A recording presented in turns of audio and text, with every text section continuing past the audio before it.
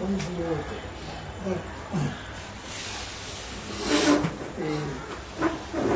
Vamos ler Colossenses.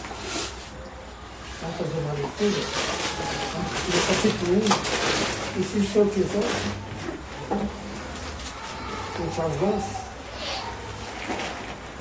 Vamos perceber. Qualquer irmão pode se quiser também, pode compartilhar. Eu não sei da carta, né?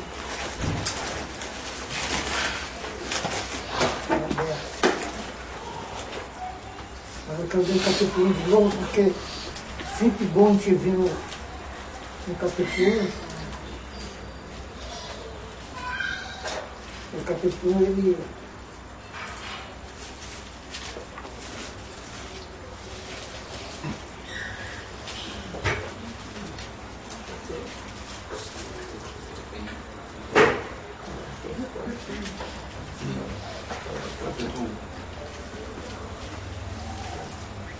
Vou só ler, né?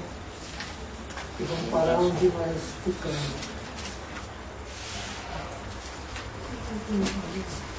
É 24. Vamos encontrar? 24. Vamos ler, prestando bem atenção na leitura, né? Paulo, após Jesus Cristo, pela vontade de Deus. Vamos ler assim, ó. Não sei se vai chegar. A gente vai ler até o capítulo 2. A gente vai no capítulo 2. Cada um lê um capítulo. Vai começar por mim, depois Paulo, após Jesus Cristo, pela vontade de Deus, irmão Timóteo. Aos santos e irmãos fiéis em Cristo, que estão em Colosso, graça a vós e Pai da parte de Deus, nosso Pai, e da do seu Jesus Cristo. Graças damos a Deus, Pai nosso. É que ele fez assim. Desculpa aí. Graças damos a Deus, Pai de nosso Senhor Jesus Cristo. Oramos sempre com Ele. Porquanto, ouvimos da vossa fé em Cristo, pelo amor que tendes para com todos os santos. Que já chegou a vós, como também. O 5. Por causa da esperança que vos está reservada nos céus, da qual já antes ouviste pela palavra da verdade do Evangelho. Já chegou a vós, como também está em todo mundo. Já basta o Espírito como também entre vós. Veste teologia de Jesus, que vocês agora se Deus de verdade. Como aprendeste de Epáfras, nosso amado conservo, para vós é um fiel ministro de Cristo.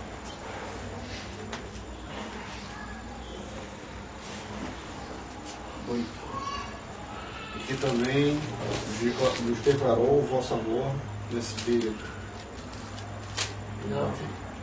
Porque esta razão nos também, desde o dia em que o vimos, não cessamos de orar por vós e de pedir que sejais cheios do conhecimento e da sua vontade em toda a sabedoria e inteligência espiritual. 10.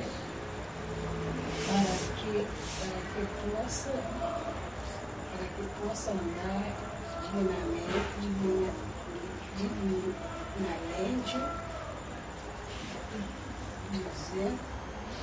diante do Senhor, agradando em tudo, frutificando em toda boa obra,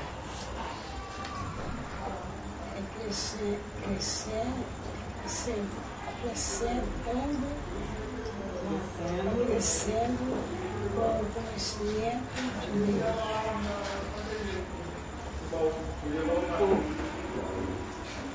corroborado com toda a fortaleza. Olhou 12. Segundo a força da sua glória, em toda paciência e longanimidade com gozo, dando graça ao Pai. Dando graças ao Pai que nos fez idôneos para participar da herança dos santos na luz. O qual nos tirou da potestade das trevas, nos transportou para o reino do Filho do seu amor, no qual temos a redenção, a remissão dos pecados. O qual é a imagem de Deus invisível, o primogênito de toda a criação. Pois nele foram criadas todas as coisas, no céu e sobre a terra, as visíveis e as invisíveis, seja trono, seja soberania, quer principado, quer potestade, tudo foi criado por meio dele e para ele. Ele é antes de todas as coisas, e todas as coisas subsistem por ele. E ele é a cabeça do corpo da igreja, e o princípio e o primogênito dentre os mortos, para que em tudo tenha a preeminência.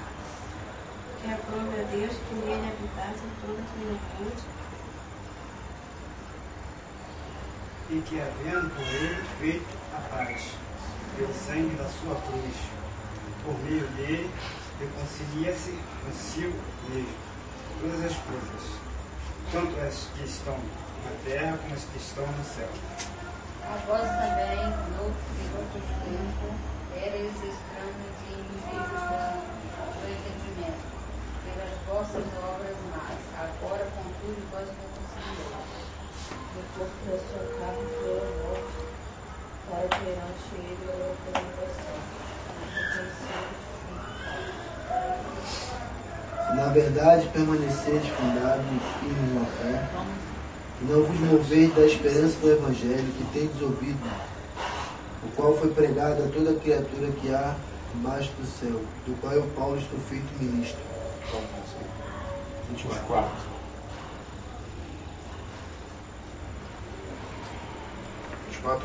Agora me regozijo no meio dos meus sofrimentos por vós, e cumpro na minha carne o que resta das aflições de Cristo, por amor do seu corpo, que é a igreja. 25. Da qual eu estou feito ministro, segundo a dispensação de Deus, que me foi concedida para convosco, para cumprir a palavra de Deus.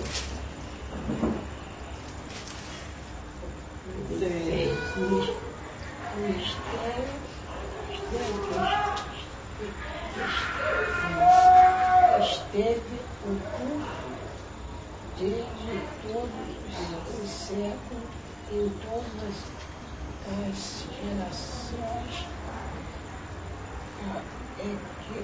que agora foi manifesto aos seus santos. A eles Deus quis fazer conhecer quais são as riquezas da glória deste ministério entre os gentios, que é Cristo em vós, esperança da glória. 28. A quem anunciamos, admoestando a todo homem e ensinando a todo homem em toda a sabedoria, para que apresentemos todo homem perfeito em Jesus Cristo. Para isso também trabalhe, combatendo segundo a sua eficácia, que obra em mim poderosamente. Ok. Eu estava vendo aqui, né?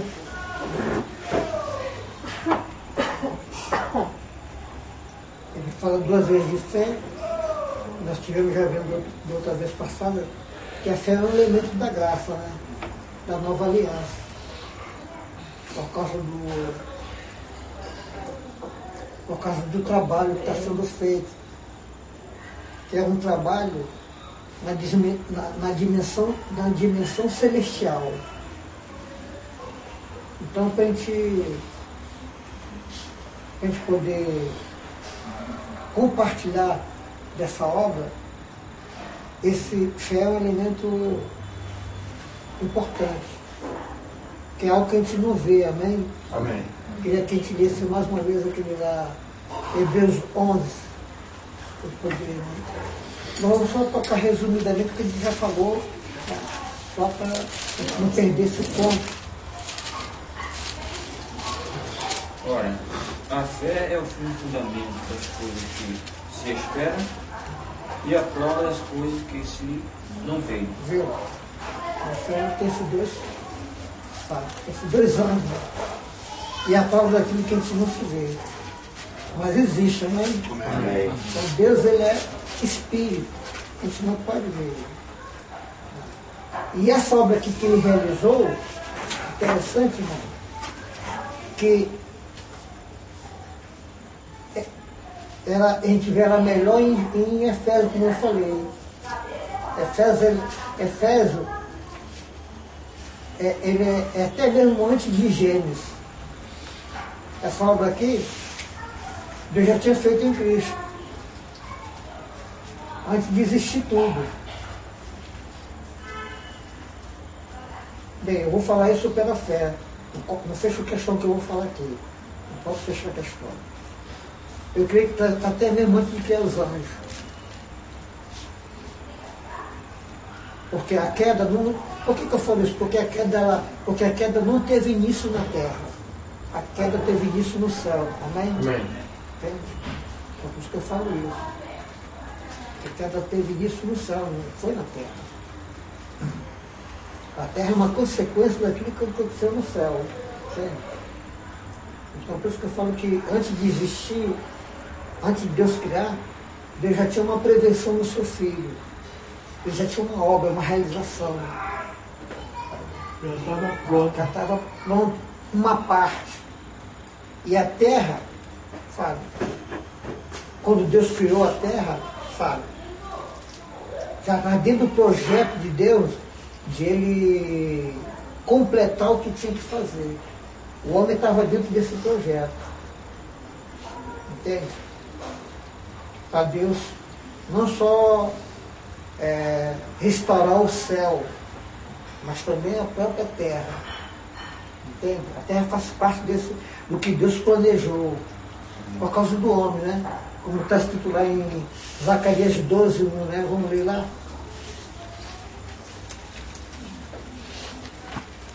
Alguém pode ler para nós quem encontrou primeiro?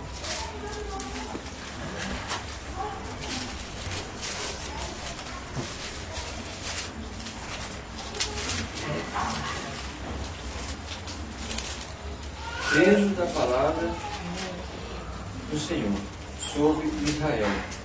Fala o Senhor, que estende o céu e que funda a terra, e que forma o espírito do homem dentro dele. Viu? Você vê, né? De uma forma sintética, Deus fala da criação, né? Aqui Deus está mostrando o sentido do que Ele criou, né? O céu, né?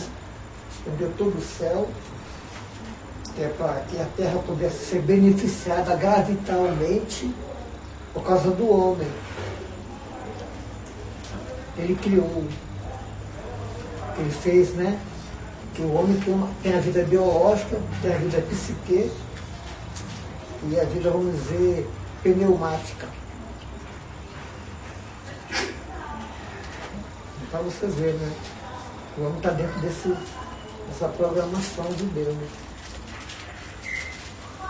Então o Evangelho, irmão, sabe?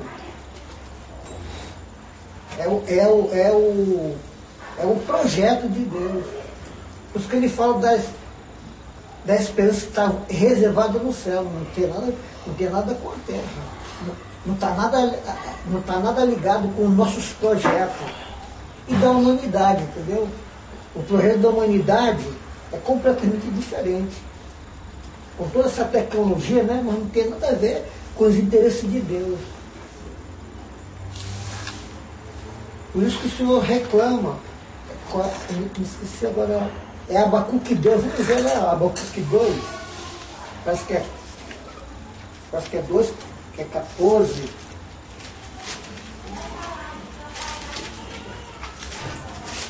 Ele fala, as das nações que... As das nações... 2 e quanto? Né, 15, 14 vezes. Ai daqueles, 13. 12. Começa com 12. ai daqueles que edifica a cidade com sangue, que funda a cidade com iniquidade. Eis que não vem do Senhor dos exércitos, dispor o trabalho para o fogo, e os homens se cansem pela vaidade. Que a terra se encherá do conhecimento da glória do Senhor, como as águas cobrem o mar. Ai daqueles que dá de beber ao seu companheiro. Viu? Você vê que existe uma promessa de Deus. O propósito de Deus é encher a terra, né? Só palavra, né? Do conhecimento, como é que está aí? Da sua glória. Da sua glória, do conhecimento da sua glória. Isso é o propósito de Deus. Que a terra se encherá do conhecimento da glória do Senhor, como as águas cobrem o mar. Viu? Mas ele reclama, ai das nações, né? Tem isso que eu falo, ai das nações. Que trabalha por fogo, que se cansa em vão, diz uma escritura que é mais clara, que se cansa em vão e trabalha por fogo. Sabe? Não é da vontade de Deus isso aí. Então tudo que sucede na terra são projetos que não tem nada a ver com o propósito de Deus. Mas Paulo está aqui compartilhando com a igreja, irmão, aquilo que está relacionado com o propósito de Deus, com a vontade de Deus. E o que ele está declarando aqui é algo que Deus fez antes de criar esse mundo aqui. Por isso que lá em Coríntios 15, me parece que ele fala, primeiro o homem terreno, depois o espiritual, o celestial. Sabe? Manifestou, mas na verdade, né? Antes de tudo, o Senhor já tinha tudo preparado. Ele sabia que havia uma queda. Entende? Então o Senhor, primeiro ele fez isso aí. Entende? Primeiro ele criou o homem que ia ser. Primeiro ele criou o homem no seu filho, que iria levar o projeto dele avante, que é concluir o propósito dele. É isso que Paulo está abrindo aqui para os irmãos. Então a gente precisa crer. Foi algo que Deus fez em Cristo, que ainda nem existia planeta. Bem, uma parte. Uma parte. E parece que é, quer ver? Parece que é, deixa eu ver aqui, parece que é Timóteo II, que ele abre um pouco.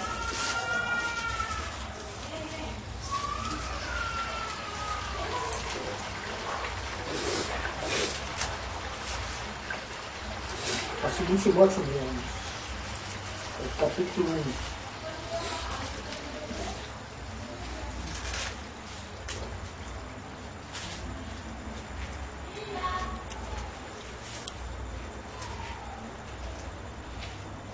E esse mesmo, capítulo 1 de 2 Timóteo, eu vou ler o 8 e o 9. Ó. Portanto, não te envergonhe do testemunho de nosso Senhor, nem de mim que sou prisioneiro seu. Antes participa da aflição do Evangelho, que é segundo o poder de Deus, segundo o poder de Deus. Aí fala que ele nos salvou, chamou com uma santa vocação, não segundo as nossas obras, mas segundo o seu próprio propósito e graça que nos foi dado em Jesus Cristo, antes do tempo do século, viu, irmão? Amém. Que é manifesto agora, pela aparição do nosso Senhor Jesus Cristo, qual aboliu a morte, trouxe a luz, a vida e corrupção pelo Evangelho. Entendeu? Então ele fala que é manifesto agora, pela aparição do nosso Senhor Jesus Cristo. Mas, algo que foi feito em Cristo antes da fundação do mundo, antes da criação. Foi feito, isso foi uma parte. E a outra parte ele veio para cumprir, né? Na sua humanidade, na história. Ele entrou na história da humanidade, porque realmente isso é para nós. O verbo se fez carne, entendeu? O verbo se fez carne para realizar, concluir. Por isso que ele falou, Pai, né? Está consumado, tudo está consumado. esse mistério da piedade. Essa parte que Deus ia realizar na humanidade do seu Filho. Tá? Tanto o aspecto da salvação jurídica, como o aspecto da salvação orgânica.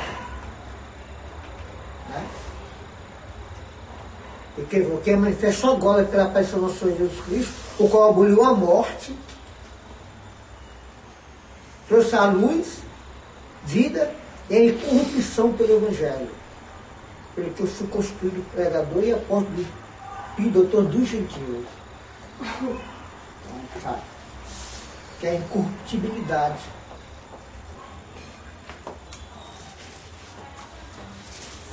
Voltou para lá de novo, né? Então, esse capítulo aqui, né, que ele fala de por causa da esperança que vos está reservada no céu, da qual antes ouviste pela palavra da verdade, do Evangelho. Então, é uma esperança celestial. Porque a obra também é celestial. O homem não tem parte nisso aqui. Isso aqui é uma realização. Isso que ele fala, que a obra é de Deus. Né? O que devemos fazer para executar a obra de Deus? A obra de Deus é esta, que criais naquele que ele enviou. Amém. Não é fazer, é crer. Amém. Porque a obra de Deus, irmão, o homem não tem como fazer nada. Ele precisa apenas crer. Sabe? Ela está fora da capacidade do homem, da dimensão do homem. Ela tá acima da nossa expectativa. Nós só compreendemos na medida que vamos lendo a palavra. A gente vai entendendo a profundidade dessa obra. Nós vamos, sabe, isso vai gerando em nós uma credibilidade. Isso vai gerando em nós uma credibilidade que a gente fala, poxa, que coisa, né? Tremenda, né? A obra de Deus. Mas você vê que só ele pode realizar. Está fora da expectativa do homem. O homem pode criar robô, carro, mecanicamente, computador, eletronicamente. Mas isso aqui, irmão, está fora da alçada do homem. Tá? Porque o homem tem toda essa tecnologia, mas ele não é incorruptível. Todo dia morre gente, milhões e milhões sobre a face da terra. Tanto pobre como rico. Tanto sabe, inculto como culto. Cientista. Tá, maior tecnologia, maior facilidade, mas o homem continua morrendo.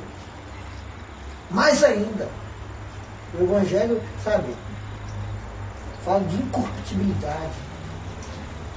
De você não se corromper. Primeiro, sabe, com relação ao pecado. Segundo, com relação ao tempo.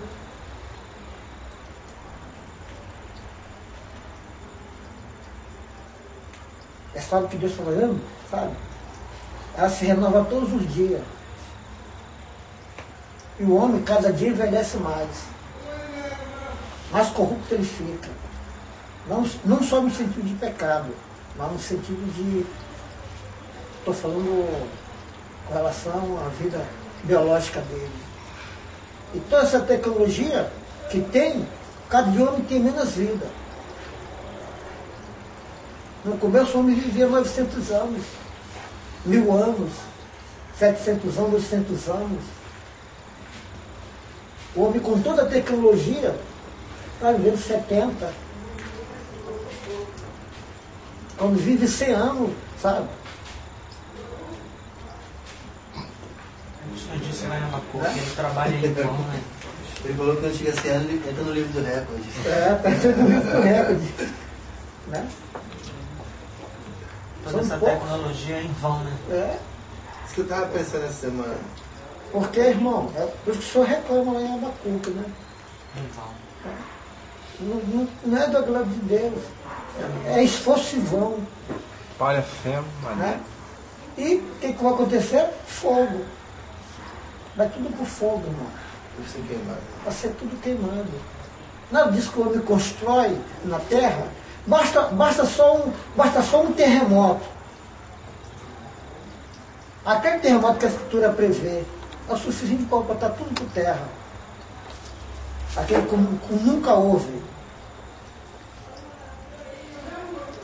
Coloca toda a obra do homem por terra. Não adianta chinês, nem japonês, pode botar mola, pode o que quiser botar. Enche o pé de mola, vai com mola e tudo, irmão. Abre um buraco, vai molar para dentro do buraco. Onde a mola está apoiada, abre um buraco. Abre um buraco de não sei quantos quilômetros. Qual mola que vai manter um negócio desse? Não é sólido.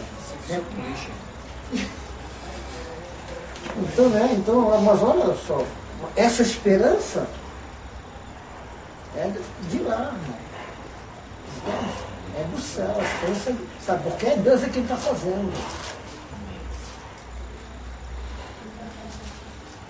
Na terra não tem essa esperança, não. A esperança celestial. Nós temos que crer nisso, amém? Amém. Temos que investir nossa vida nisso aí, irmão. Sabe? Não viver igual o mundo, desapercebido. O Senhor fala, desperta tu que dorme, Cristo te esclarecerá. Nós estamos dormindo. Então, nós ainda estamos apostando nessa vida. Já tem uma esperançazinha. Ele é aquele que manda fogo no céu. Então, e outra coisa que eu também observei é a oração. Porque a obra de Deus, então a gente precisa pedir. A igreja tem que clamar a Deus. Eu tenho que clamar. Senão eu preciso que isso aí se cumpra na minha vida. A gente tem que pedir, irmão. Sabe? A gente se angustia porque falta pão. A gente se angustia porque falta saúde. Mas não se angustia em pedir só ao Senhor. A criança, quando está com fome, ela chora. Porque ela percebe que se ela não comer, ela morre. Extintamente. Amém, é verdade. A gente é tão alheio a essas coisas que a gente não clama no Senhor. Nosso clamor é muito fraco diante do Senhor. Parece que a gente não percebe a nossa condição. Parece que está tudo bem, está tudo bem. Mas não tem nada bem. Não existe um clamor sincero. Eu falo, sabe? Eu falo de sinceridade, de compreensão.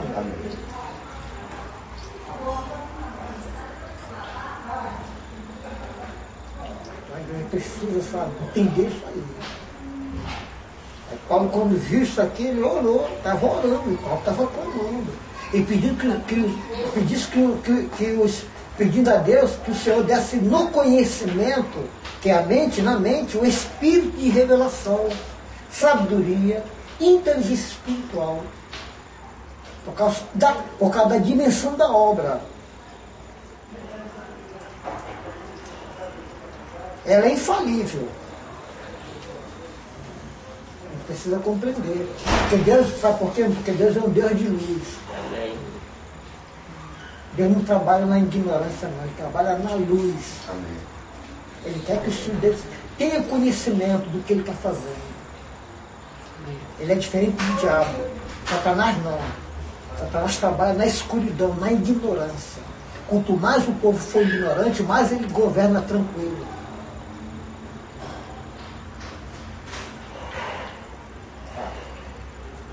Quanto mais ignorância, mais ele tem facilidade de conduzir as pessoas. Por isso que ele é o príncipe das trevas.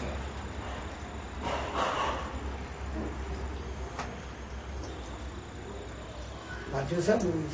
Amém. Para ele governar, ele precisa encher a humanidade de demônio. E Deus, para governar, precisa encher a gente do Espírito e formar Cristo em nós. Ó. Que é o conhecimento exato de Deus. Que é o conhecimento daquilo que Deus é em si. É o seu Filho. Amém. É o que ele está abrindo aqui. Ele começa então quando ele começa a falar dessa obra, dessa esperança que é celestial, ele vai falar de Cristo. Ele começa a falar da cruz, ele começa a falar dessa grandeza dessa obra. Aí ele tem que, irmão, o próprio Senhor é a credencial da obra. A credencial que ele usa para mostrar a validez da obra é o próprio Deus. Aí ele fala que o Filho é Deus. Essa é a credencial que ele tem. Ele mesmo. O que ele falou ali tem que ser Deus. Não pode ser outra pessoa nem outro ser. Tem que ser Deus. O que ele fala aqui, irmão, né? Tem que ser Deus. Então ele fala de Deus. Você vê que o Espírito interrompe e apresenta o Filho. Que é a credencial, é o próprio Deus. O Espírito Santo parece que interrompe aqui imediatamente. Sabe? Fala que ele é antes de todas as coisas subsistem por ele, olha só. Mas ele está falando de Jesus. Daquele homem que eles conheceram, carpinteiro. Mas que ele é Deus, o Verbo que fez o universo. Na cabeça do judeu, um parafuso isso aí, né, irmão? Tu não é, sabe? Paulo estava correndo risco de dizer, se alguém lê essa carta aqui, os apóstolos corriam risco de vida, irmão. Eles estavam declarando que Jesus é Deus. Isso naquela época, irmão, era muito sério. Como também vai ser quando o anticristo estiver com o pé aqui na terra. Aí tu vai entender que a gente vai ter que falar de Jesus baixinho. Não vai poder nem... De repente vai ter que falar de Jesus, tem outra língua para tu não ler nossos lábios lá. Não, agora está falando de Jesus lá. Mata ele. Nós estamos falando agora meio de câmera que, né? Que você, tem pessoas que ficam lendo lá. Daqui a pouco estão tendo uma câmera que ela mesmo lê o lado. Que o mecanismo para ela mesmo, né? Não está longe disso. Isso não já existiu. Então você vê que ele está falando aqui de Jesus, né? Ele está expondo a cabeça dele. Mas é a verdade, é a realidade. Você vê que o Espírito Santo interrompe aqui, né? E porque precisava, né? Porque é a cabeça da obra. Uma coisa está ligada à outra. Então, antes de todas as coisas subsistem por ele. Tanto a visível como a invisível.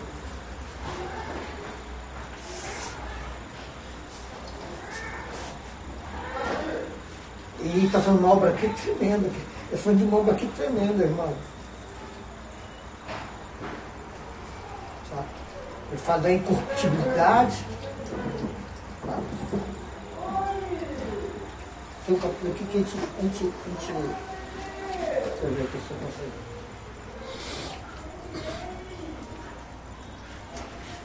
É o 22.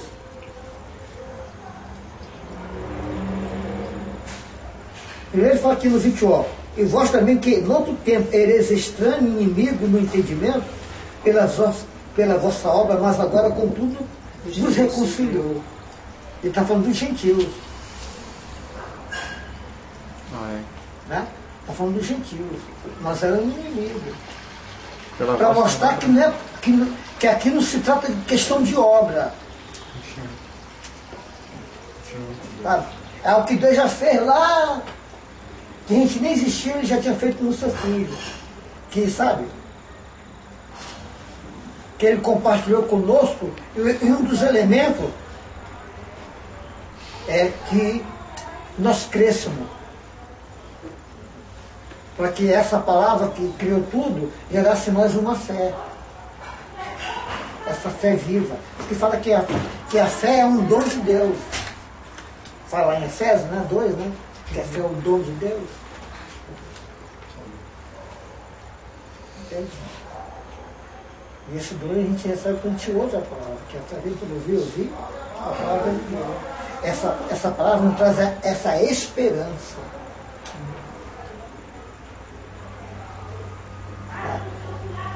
Que nós vamos compartilhar com os anjos no mundo espiritual. Está vendo esses dias, lendo Apocalipse, né? Falando da medida que do anjo é a mesma de um homem. Só fala ali, no canto não fala mais isso. Mas lá está falando da Nova Jerusalém. A gente sabe que o homem é menor que o anjo. Mas aí eu creio que é um homem glorificado, né? O pai está falando da Nova Jerusalém. O Senhor falou que nós seríamos como os anjos. Que queria pegar o Senhor numa armadilha, né? E quando alguém casar, como será? Porque lembra que né? O Senhor falou que vocês erram porque não conhecem a Escritura. No céu não vão se casar nem dar em casamento. Nós seremos igual aos anjos. Mas no céu, enquanto que está nesse corpo, né, irmão? Mas o Evangelho está projetando em nós não só a salvação e a incorruptibilidade no nosso espírito, na nossa alma, mas no nosso próprio corpo.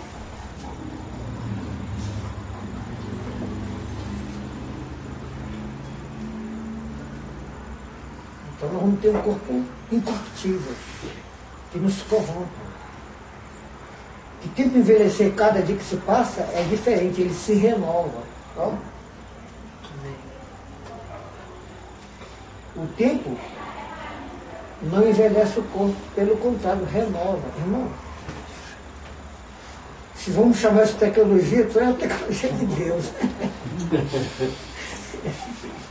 Né? Se nós vamos colocar aqui um termo, né, para a gente poder até explicar melhor, entender, né, que é tão alto, né? Hoje a compreensão, né? Exato. Por isso que eu falo, está acima da nossa expectativa, né?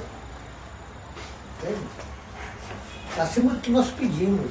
O que Deus preparou para nós, irmão, está acima do que nós pedimos. A gente nem sabe o que é.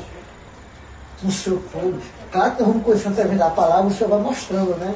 Ele vai abrindo para nós o que ele fez, o que ele realizou, o que o Evangelho proporciona para nós. A esperança disso aí. Entende? Com isso aí, irmão, sabe? Nós não podemos colocar isso abaixo de nada. Tem que colocar isso acima de tudo. Não podemos trocar isso aí por nada. Por isso que o Senhor faz aquela comparação do prato de lentilha. Não trocou isso aí por um prato de lentilha, irmão. Tem misericórdia. Lentilha ali é aquilo que a gente coloca acima do Senhor. Que a gente sacrifica, sabe? A gente edifica o que é nosso e sacrifica o que é do Senhor. Estamos cometendo um grande erro. Porque olha só o que fala aqui, ó. Olha o que fala aqui no Gálatas 21, olha o que fala no 22. No corpo da sua carne. No corpo da sua carne, pela morte, para perante ele vos apresentar santo, irrepreensível e inculpáveis. Viu? Mas ele fala também da incorruptibilidade, né? Se na verdade permanecer de fundado e firme na fé, e não vos mover da esperança do Evangelho, que tem de ouvido, o qual foi pregado a toda a criatura, que é debaixo do céu, do qual eu, Paulo, estou feito ministro. Viu, irmão? Ele coloca aqui um si, esse si é uma condição. Não que nós vamos perder a salvação. Mas na ressurreição, nem todos seremos iguais. Haverá uma mudança. Como está escrito lá em Corinto, que ele fala uma comparação de estrela. Tem estrela de primeira grandeza, tem estrela de segunda grandeza, terceira, quarta, quinta, sexta e sucessivamente. Isso a gente aprende na escola, né, Lucas? Ele faz essa comparação.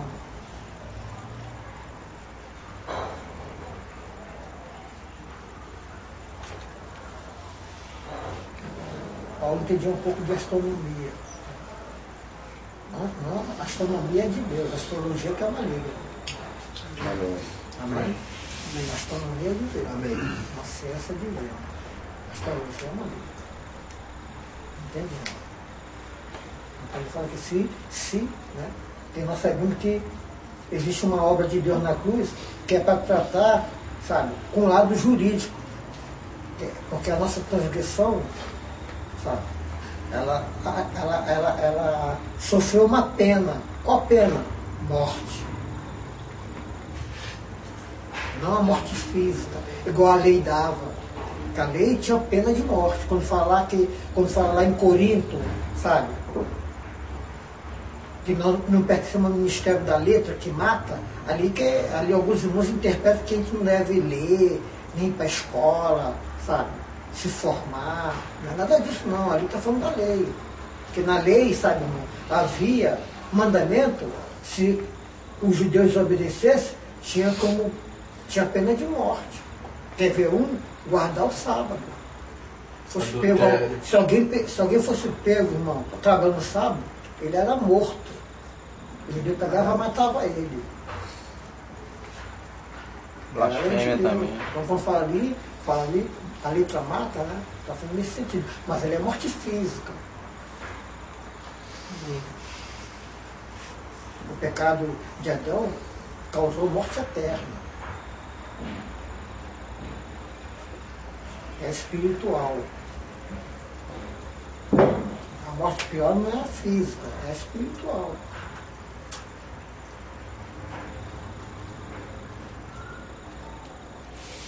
Então ele fala aqui, né? Então a gente sabe que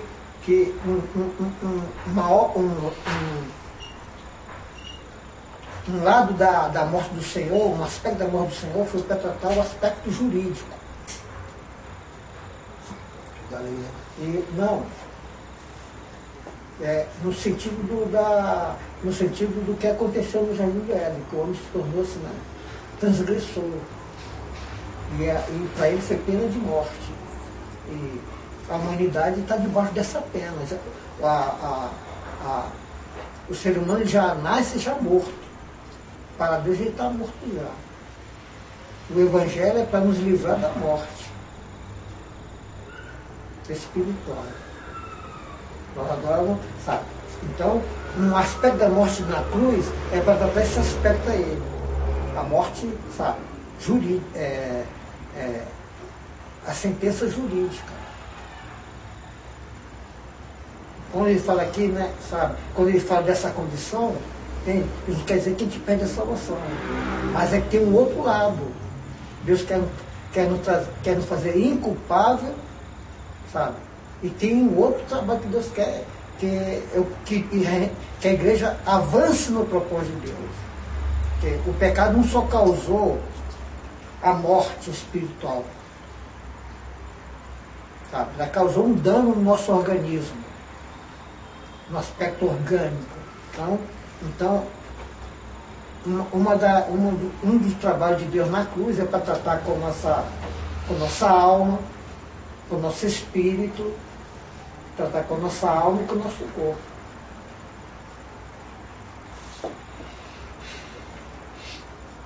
Para a gente poder atingir o propósito de Deus. Então tem solução para o nosso espírito, para a nossa alma, né? Por isso que a gente vê capítulo que fala que já fomos salvos, estamos sendo salvos e seremos salvos. Alguns acham que, por causa desse capítulo, perde a salvação. Porque ele não conhece a antropologia de Deus acerca do homem. Amém. Né? E Paulo, quando ele fala da antropologia, ele fala da antropologia desde o modo de Deus ver.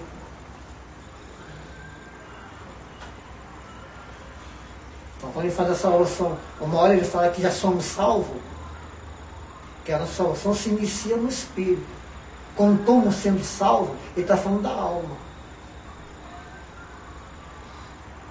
E o espírito, quando alguém crê, né, no Senhor, né, e é batizado, recebe o espírito, ele está salvo.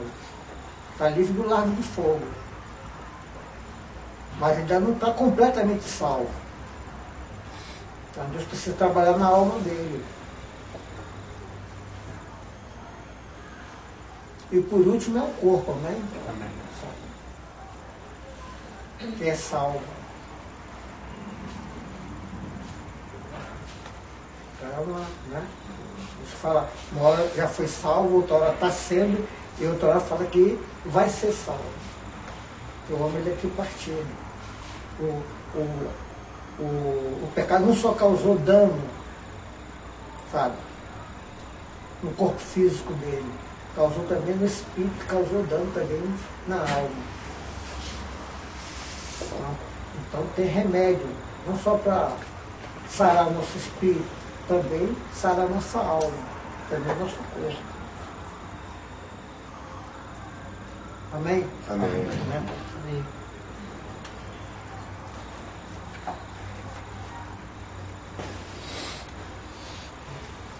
E o 24 fala: regozijo-me agora no que padeço por vós na minha carne, e cumpro o resto da aflição de Cristo, que eu sou corpo que é a igreja. Interessante que, né? A visão que os apóstolos tinham. Tiago fala até de grande gozo. Né? Já Paulo fala que eles se regozijavam. Se alegravam. Porque, irmão, diante dessa esperança aqui, né, irmão? Né? Tem que se alegrar, né? Porque aí ele, sabe? É uma loucura pro mundo, né? Isso. Alguém fala que Paulo é masoquista. Não, nada disso. Ele sabia que estava proposto para ele, né? Ele sabia Olho natural. que essa aflição faz parte, sabe, da operação da salvação. Ele explica isso lá em 2 Coríntios 4. Vamos dar uma olhada lá? 2 Coríntios 4.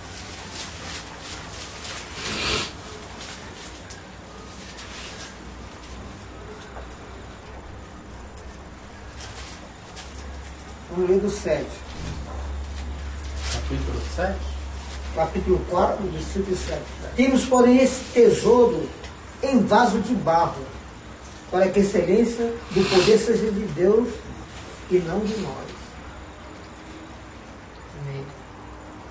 Em tudo somos atribulados, mas não angustiados, perplexos, mas não desanimados, perseguidos, mas não desamparados, abatidos, mas não destruídos, fazendo sempre por toda parte a mortificação do Senhor em nosso corpo, para que a vida de Jesus se manifeste também em nosso corpo.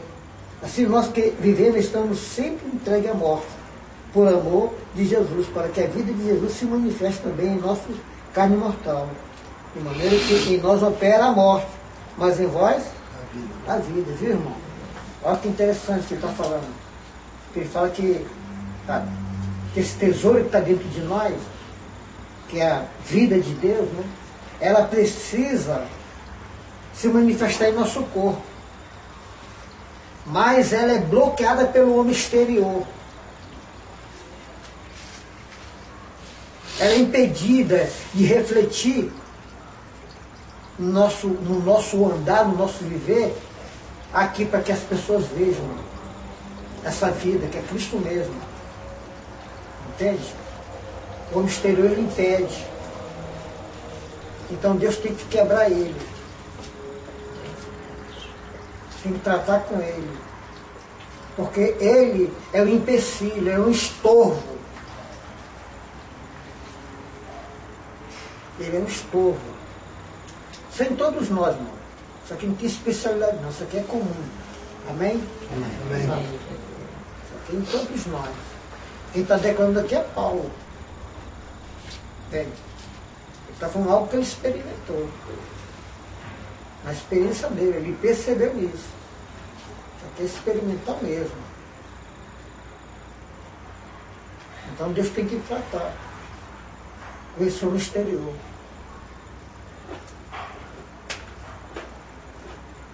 Sabe? Ele tem que ser quebrado para que o homem exterior possa depender do homem interior. Que aí ele fala aqui, ó. O capítulo fala aqui. Quando ele fala assim mesmo, ó.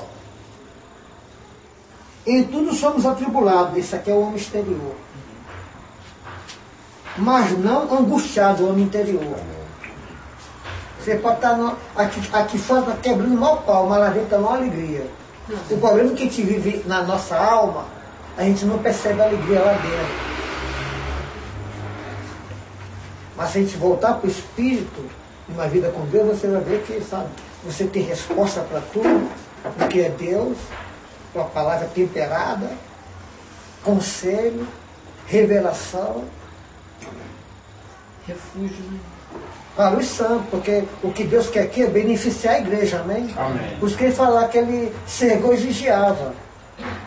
Ele, sabe, ele se regozijava em participar das aflições de Cristo. Não que faltava, que o Senhor, sabe, que faltava aflição que tinha que sofrer, sabe? É que aquela, que parte da cruz é para tratar com o homem exterior, amém? Amém. Porque a nossa carne é contra Deus, irmão. Amém. Todo dia você se levanta, a nossa carne é como se fosse, sabe o quê? Uma cobra, uma serpente. Tem que tratar ela assim. Ah, mas todo mundo, irmão, todo mundo, começando por mim, sabe? Paulo está falando dele. Ela é contra Deus. De estrutura que a carne não tem como agradar a Deus, é inimiga de Deus, ó. Então Deus tem que quebrar. Deus não vai esperar a gente quebrar, a gente não vai quebrar mesmo. Quando Deus quebra e fala, Senhor, tem misericórdia da minha alma. Né? Então Deus ali, né? Na medida que você vai. Porque isso é por fé, amém, irmão? Amém. Tem gente que recua. Tá. Esse é outro, né? Deus é um Deus maravilhoso. Amém. É que a gente, você vê que Paulo aqui, ó, regozijo-me, ó. Isso é alguém que se entregou, meu irmão, né? Ele está se permitindo. Quem nos permite falar, irmão, olha por mim que eu acho que eu não sou mais nem crente, irmão. Fica em casa. Vai ver, é tratamento, busca tratamento, né? São dos pessoas, né? Aí ele fala aqui, ó. Né? E tudo somos atribulados, mas não angustiados. Perplexo, o homem exterior, mas não desanimado, o homem interior. Perseguido, o homem exterior, mas não desamparado, o homem interior. Abatido, o homem exterior, mas não destruído, o homem interior. Ele vai se fortalecendo. Quem se destrói é o homem exterior. O homem exterior, ele se destrói. Deus vai, sabe? Cada dia que se passa, nós vamos perdendo mais a vida. A nossa vida biológica vai diminuindo. Né? Posso ler aqui o 16? Pode ler. Do 4 mesmo, onde a gente estava aqui no 2 Coríntios. Por isso não desanimamos, pelo contrário, mesmo que o nosso homem exterior se corrompa, contudo o nosso homem interior se renova de dia em dia. Porque a nossa leve e momentânea tribulação produz para nós eterno peso de glória, acima de toda comparação. Não atentando nós nas coisas que se veem, mas as que não se veem, porque as que se veem são temporais, e as que se não veem são eternas. Aí é onde entra a fé, né? A fé é a prova daquilo que não se vê. Então esse capítulo aqui é bem importante, 24, vamos lá, né?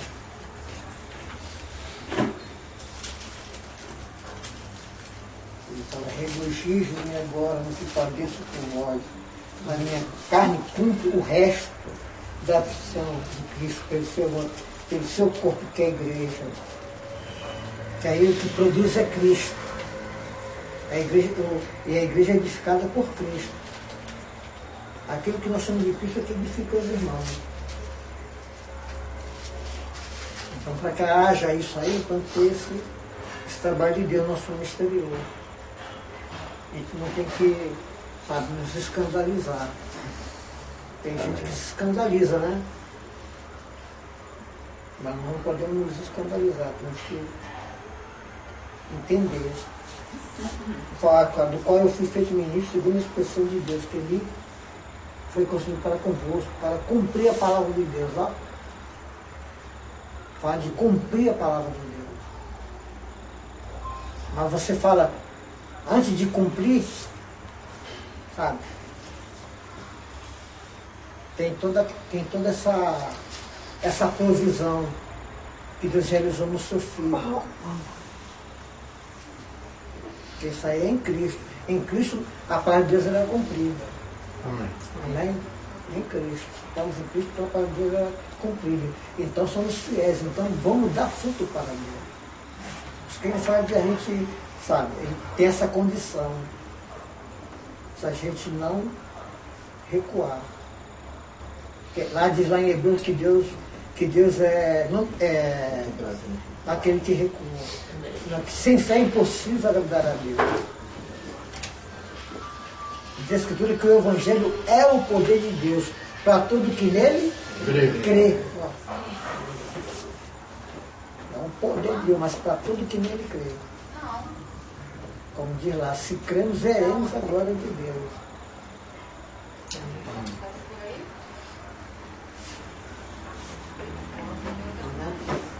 O mistério que esteve oculto desde todos os séculos, em todas as gerações, que agora foi manifestado a seus santos, qual Deus quis fazer conhecer quais são as riquezas da glória desse mistério entre os gentios, que é Cristo em vós, a esperança da glória.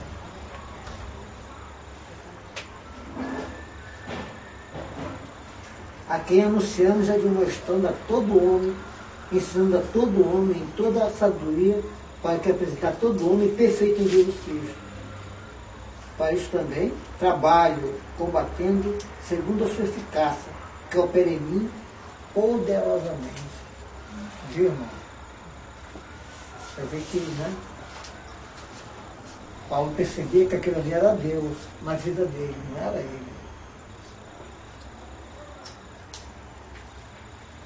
Lá em Coríntios fala, não que nós somos capazes de nós mesmos fazer alguma coisa. Porque essa é a convicção. Então, esse é o mistério, é Cristo. Mas também tem o mistério de Cristo, que é a igreja, amém? O mistério de Deus é Cristo.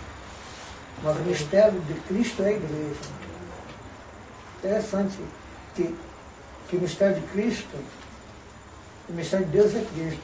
E você sabe que Cristo é quem revela o Pai, amém? Onde o Pai é visto, ele é a imagem do Deus invisível.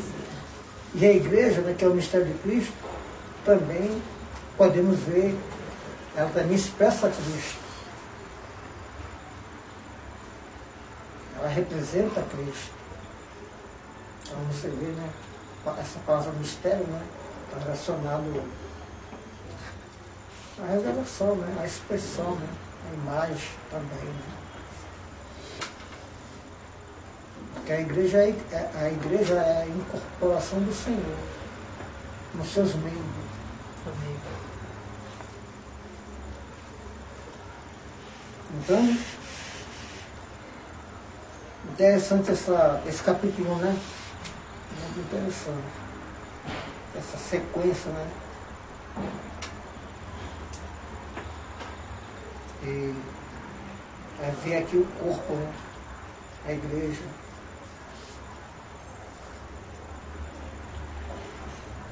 Então nós vamos ficar aqui no capítulo 2. Aí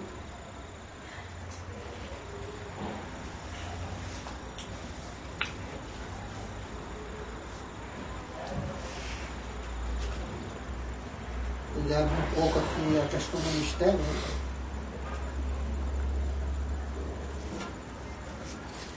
Porque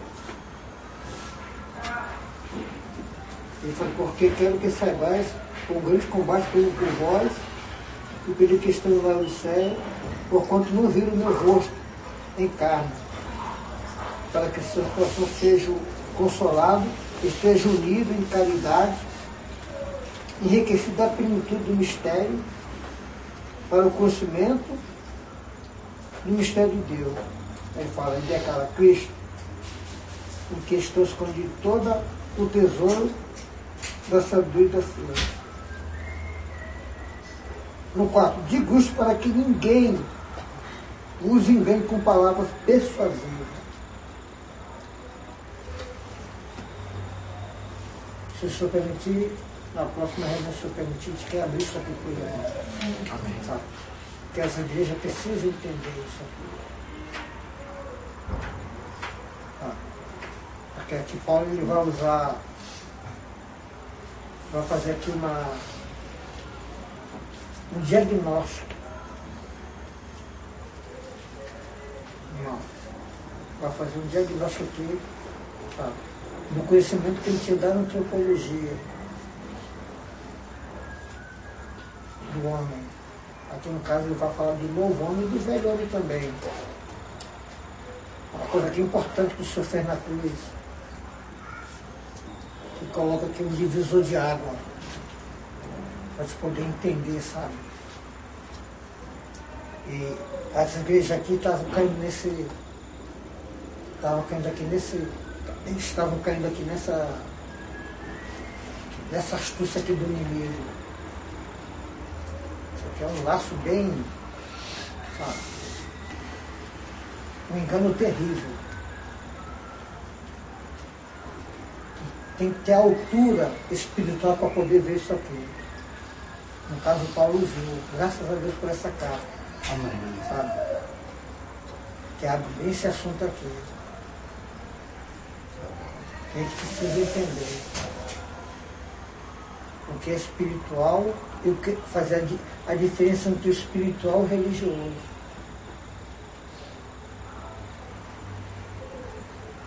Amém? Amém. Vamos ficar por aqui. Porque eles se parecem, né? É, Deus. Eu conversei com o pastor, que ele falava bem, irmão. E ele citava as escrituras, mas, irmão, sem nenhuma realidade. Não tinha vida nenhuma, mas todo mundo que via ele falar, ele ficava...